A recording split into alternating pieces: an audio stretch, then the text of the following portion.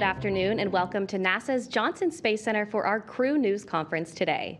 I am joined in studio to my left by Crew-8 Commander Matt Dominic, Crew-8 Pilot Mike Barrett, Crew-8 Mission Specialist Jeanette Epps, Crew-8 Mission Specialist Alexander Grabankin, and Soyuz MS-25 Flight Engineer Tracy Dyson. We will be taking some questions from here in the room and through our phone bridge, but before we get started, we will open it up with some opening remarks. Mike, take it away. Thanks very much, Courtney. First of all, it's a real pleasure and a great honor for us to be here, both as a crew, as some of you know we kind of enjoy being together, but also with y'all. This traditionally marks an inflection point in our preparation for spaceflight, where we have finished a really brisk training flow, very busy one, and now are deemed spaceflight ready. And it gives us a chance to pause and to think about all the people, the large community that helped get us and our spaceships ready to go. It also makes us think about the responsibility, the very serious responsibility of running the International Space Station, which the world has built. We accept that responsibility with humility and respect. We will carry a lot of our community with us when we get up there, and we are really looking forward to our respective launches on the Dragon and the Soyuz. So welcome. We would like to welcome you as well. It is not lost on us that today is the day of remembrance. We really thank NASA for keeping this tradition going. This is a chance for us to honor our fallen space brothers and sisters and to really reflect on the purpose of the exploration effort. And it also gives us a chance to affirm that purpose and to muddle forward with determination, with ferocity, with real seriousness. But we do it in a way that relentlessly identifies these risks and manages them to the best that we can. And keeping this day of remembrance ensures that that mindset is baked into NASA's DNA in everything we do. So I thank the agency for keeping this day sacred to us. With that, I'd like to open it up to the floor, and we are here for you. All right, thank you, Mike. We will start with our first question on the phone bridge from Marcia Dunn with Associated Press. Hi, I'm hoping you could hear me. For Jeanette, you should have flown years ago on a Soyuz, then you got assigned to a Starliner, now a Dragon. Did you ever think you might never fly? And how did you keep your morale up through all this and manage to persevere to be here today? Thank you. Well, it has been a number of years, but I was confident that I would fly, and the way that I kept I guess spirits up, you could say, was, we continue to train weekly, daily. We train vigorously for any mission that we're assigned to. So I've been pretty busy over the last few years, still training, still working towards the goal of going to the space station. And, unfortunately, Boeing, I'm not flying on Boeing, but I think that NASA felt that it would be more expedient to get me on a SpaceX and get flight experience. And then we'll see what happens in the future. Okay, we'll take our next question right here. Thank you, Mark Carreau with Aviation Week and Space Technology. I don't know if you have any spacewalks planned, but that's always drama and something to deal with. But maybe you could kind of summarize that, or if not, maybe there's some other maintenance thing on your agenda that you really want to take care of and put some focus on. Thank you. Well, I can start that a little bit. Every crew launches spacewalk ready. You never know when something is going to cough up a fur ball on the outside of the station you might need to go out and fix. But more recently, we've had some EVA content added to our mission, most likely. It's still being defined, but that's been the flurry of activity for a lot of us in these last very few weeks. That is one of the things that makes spaceflight wonderful to us, visiting vehicles and spacewalks, and you may know that NASA has scheduled a solar eclipse during our increment as well. So things like this really make spaceflight quite wonderful. But we're looking forward to those EVAs. We're looking forward to getting ready for them. Okay, our next question on our phone bridge from Bill Harwood with CBS News. This is for Jeanette. You were one of the most thoroughly cross-trained astronauts in the Corps. I'm not asking you to play favorites, but maybe give us some impressions of what you think of the Crew Dragon, realizing you hadn't flown in it yet, of course, maybe compared to Soyuz and Starliner. Thanks. Well, I would start out by saying that any space capsule that we can take to space is amazing. So all vehicles, they are different, but they all serve the same purpose to get us to our International Space Station. I would say that each one has their advantages. You know, SpaceX is probably a little bit more spacious. The Soyuz has different types of suits that, you know, just everything is, each vehicle has different aspects that I like. So either one, Soyuz or SpaceX or even Boeing, I'd be happy to take to the International Space Station. Okay, our next question is here in the room. Go ahead. Yes, hi. Will Robinson Smith with Spaceflight Now. Thanks for answering some of our questions. We could go down the line. If you would describe a personal memento, something special that you're planning to bring up to station, and why you happen to choose that. Thanks. Oh man, we're in a unique position where we actually get to take quite a few things, and so they kind of fall into two categories. My first category for me was thank yous, was stuff that you take as a thank you to the folks that helped get you here, right? That's friends, that's family, that's the mentors that just kind of popped into your life at the right time and said the right thing that set you on a new course. And so I'm here today because of those folks, and I'm flying a few things which I'll probably bring up later, or just, you know, those will be secrets for later. And then also things for family, right? And for me, one of those items is a really important part of my childhood was time, fuel, distance, which came to help me later in life. My dad bought one of the watches that went to Apollo in 1970, and he gave that to me a few years ago. And as a kid, I remember we would go on these long road trips, and I would very precisely time the moment between mile markers and sit out there with the Rand McNally Atlas and timing the distances before GPS, you know, and maps. And so I would provide that time, fuel, distance. We got half a tank, we got this many miles. And so now that watch is going to space station and is going to orbit the Earth for me, and maybe I'll time a few things with it. Keep going down the line. Mike, go ahead. Well, I mean, the coolest thing I'm taking to space is these guys, honestly. You know, this is my third flight, and the academic institutions that helped set me on my path, I've flown things for them in previous flights. But like Matt, people who have helped build me, help inspire me, I'm taking mementos for them. And probably the most precious things are just photos of my family. Yes, hardcore photos. Hard photos rather than just digital. Well, down the line. For me, one of the most special things that I'm taking with me is a photo of my mom. I was selected in June 2009, and 5 days after I was selected, my mom passed away. But I wouldn't be here if it wasn't for her and her work ethic and her emphasis on education growing up. So she was a big part of the reason that I'm here. So that's one of the most special things that I'm taking with me.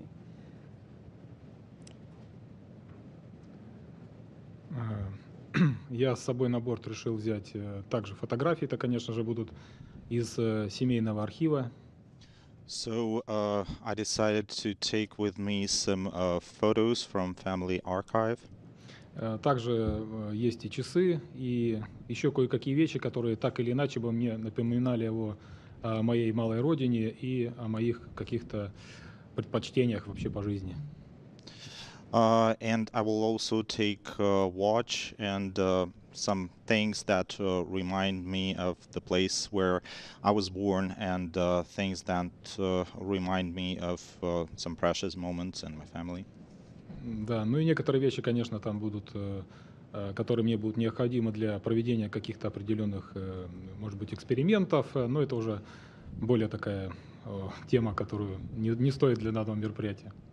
And I will also take some things, or I should say mechanisms, that I would use to perform some experiments and scientific activities, but this is a different topic. Okay, Tracy. I think for me, the most unique thing that I'm taking is a journal. And that journal flew with me on my previous mission on Expedition 2324. And in that journal, I made lots of notes about what was going on and what surprised me, and most notably the day-to-day activities surrounding the EVAs that I did. And since then, I had been filling it with reminders to myself when I had the clarity of mind and wanted to remember these things when I was up in space. And it's also filled with letters and pictures from family and close friends. And so I think that's about the only real unique thing that I'm taking with me in space. Traveling light. Okay, our next question comes from social media. The Crew-8 patch is the coolest. How was it designed? Way to go. Matt, this is a good one for you. I appreciate it. It was a team effort. It took some time. I'm a system engineer and thus wrote a very general requirements and passed them on to a great artist who was able to help us put it together. Very simple in nature. One of the requirements is that a central element of the patch shall be removable for like simple logos. And so, other various requirements we put together. Another aspect of the patch looks down upon the Earth from the north so that we could capture a view of the Earth that showed where all of us are from. So we capture Siberia and the parts of the United States where we are from, just to show that this is one team moving humanity forward. But other than that, it's pretty simple. The eight is clear. Okay, our next question is from the phone bridge, Robert Perlman. Thank you. There was mention of the solar eclipse, and I know last time that we had an eclipse pass over the continental U.S., there was a concerted effort aboard the space station to photograph it and document it. I'm wondering if there has been any talk of special training or special cameras to take up, or how you're preparing for that event in April. So that is still being defined. We learned a lot with this last solar eclipse, and there have been several actually that we've been able to photograph from both the Mir station and the International Space Station. The big difference now is the camera complement that we have. The imagery will be, I think, much more crisp and we have much more capable cameras on board. So we are still waiting for that. I guarantee you that they will be fine-tuning that plan until the day before the eclipse. But we will stand ready on our very unique platform to capture it the best we can. Okay, our next question is from the phone bridge from David Curley.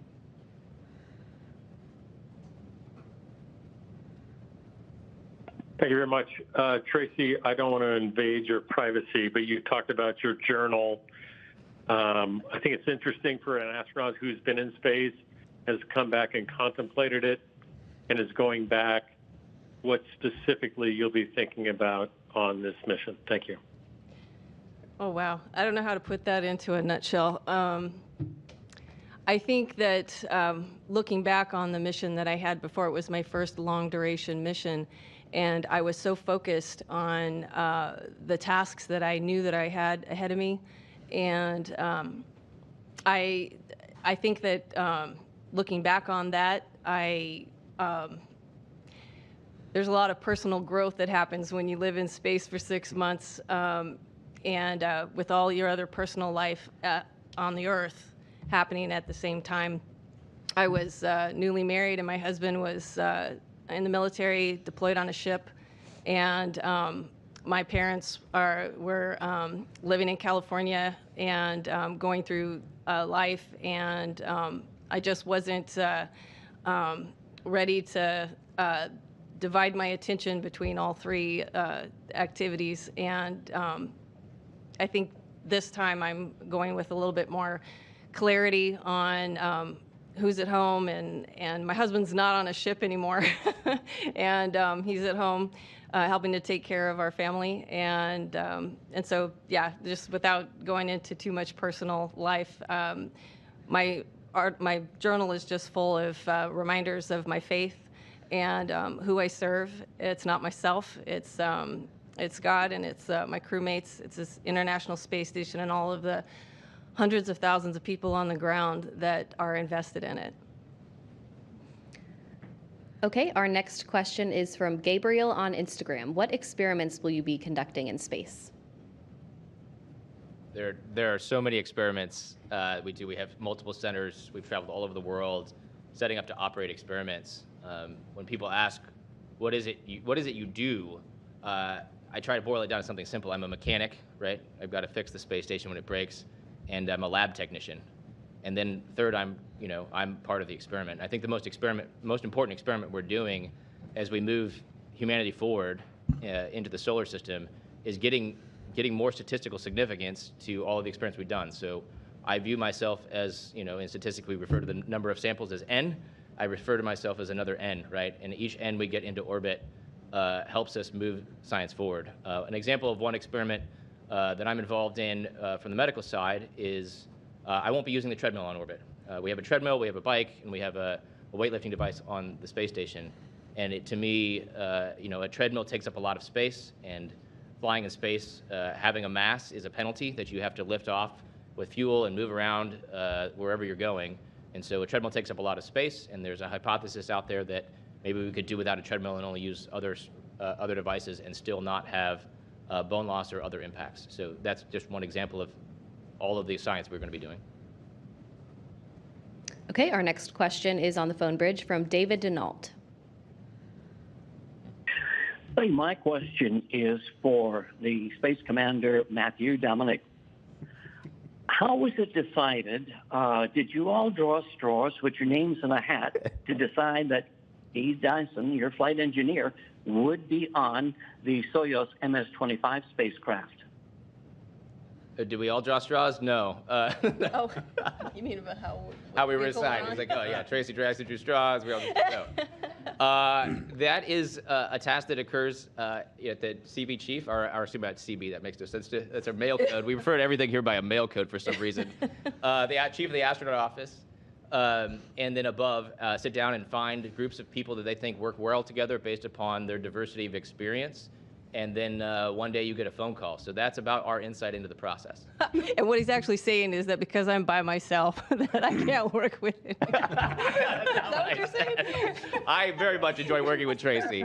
We trust Tracy to work loaded by herself. I need lots of supervision. That's true. I want to emphasize, though, that who flies on the Dragon, who flies on the Soyuz is kind of akin to what commuter car you're taking to work. We are Expedition 71, and that is just a couple of days out of a 189-day nominal mission where we're going to be working together up there. So it's a great question, but really it's the overall team that we have on Space Station that really counts. We're not wearing Crew-8 shirts and 71S shirts. Right. We're wearing Expedition 71 shirts for a reason. We're one team. Right. Okay, our next question is from the phone bridge from Robert Perlman.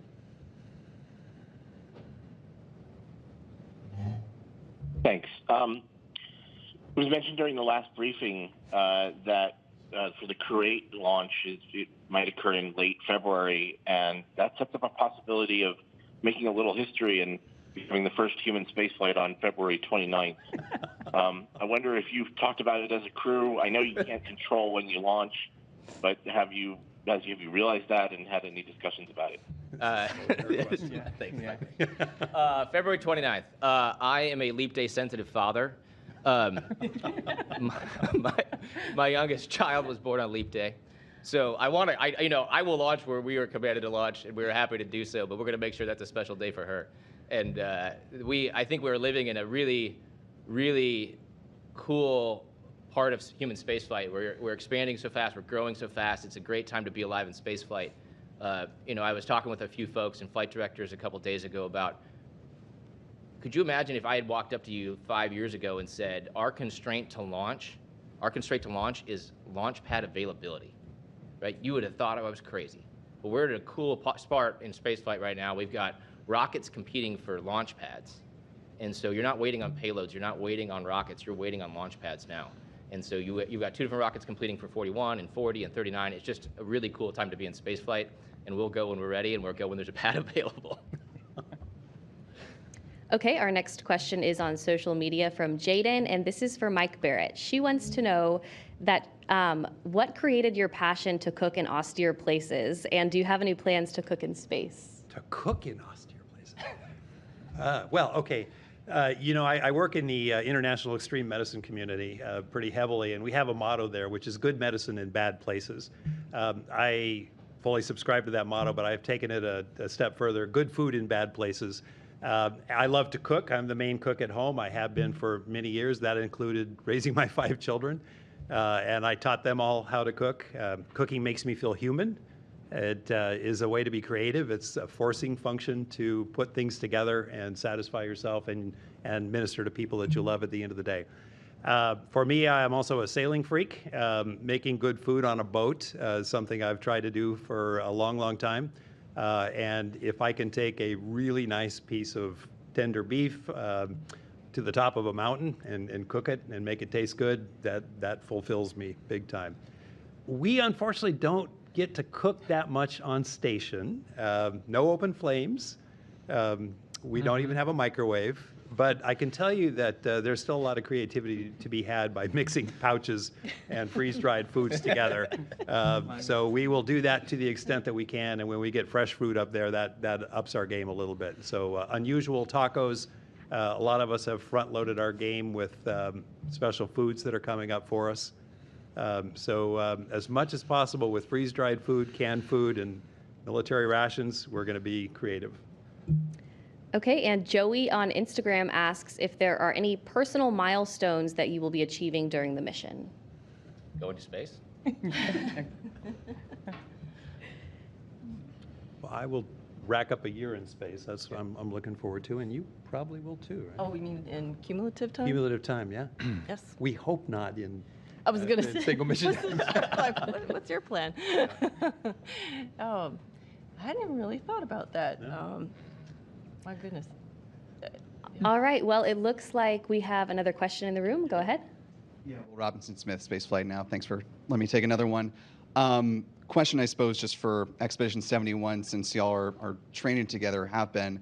Do you have a specific memory of a crew bonding experience that really sticks out in your mind for getting ready for your next mission? Thanks. Alexander, you want to consider? Какой момент при подготовке? Я думаю, что рождение экипажа как полноценного единого целого, оно не сиюмоментно происходит, а это довольно-таки длительный процесс. So I think being born as a crew, it doesn't happen in a single moment. It's kind of a process. За время подготовки пройти огромное количество различных испытаний, тренировок. And during the training course, the crew passes a lot of tests and exams. И наступает в один момент, точнее сказать, такой момент, когда ты понимаешь, что ты прекрасно знаешь, когда и в какой момент какой член экипажа как себя поведет.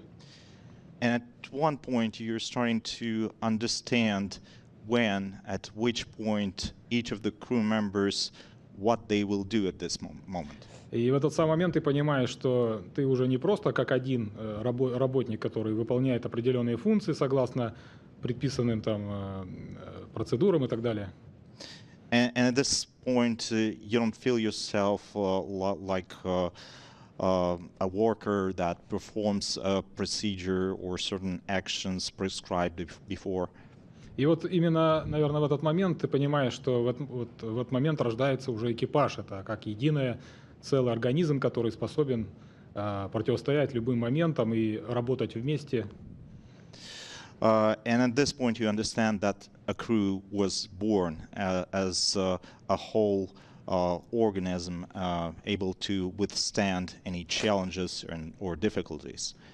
Ну и, конечно же, наступает момент, когда ты абсолютно полностью доверяешь своим соэкипажникам, всем членам экипажа, и это очень хорошо сказывается и на атмосфере внутри экипажа, и на общих вещах, которые мы должны делать вместе. And at what point you understand that you trust all and each and every one of your crewmates, and you are able to achieve a lot together. Могу от себя добавить, что я точно знаю и уверен, что мне попался очень хороший экипаж. And just from myself personally, I'm confident that I'm getting the best possible crew. All right, well, that's a great note to end on, and that is all of the questions that we have for today. Thank you all for joining through our various platforms today to ask questions. We'll see you next time.